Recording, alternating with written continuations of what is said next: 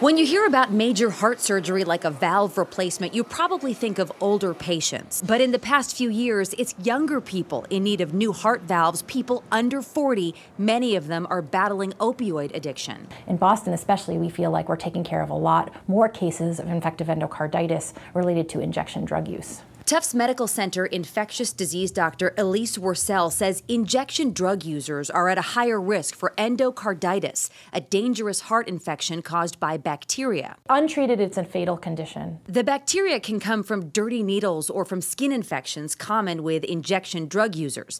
It gets in the blood, flows to the heart, and sticks to the valves. As the valve gets eaten away, the bacteria can get flicked off into different parts of the body. So one of the scariest parts about it is when it goes to the brain, it can cause a stroke. This is the thing that's very mobile, moving back and forth.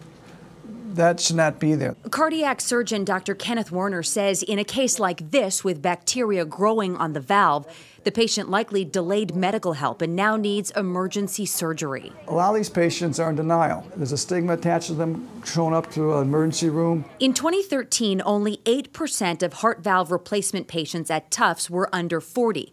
Last year, 35% of the replacements were those younger patients. Patients and their families have to recognize when they have a fever, they need to see a doctor as soon as possible. Fever, difficulty breathing, low blood pressure, and night sweats, all symptoms there may be trouble. Caught early, the damage can be fixed.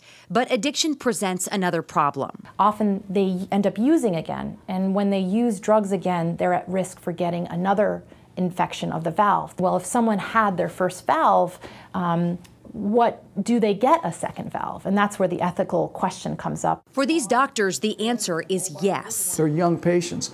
A lot of these patients have children.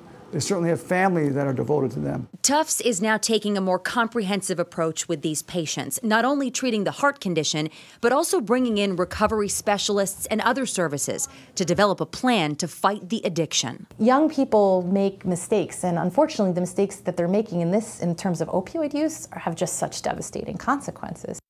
In this region, the fastest increasing population of patients needing heart valve replacements is women younger than 34. And Dr. Worcel says she's now looking at what factors might be putting that group at a higher risk of infections.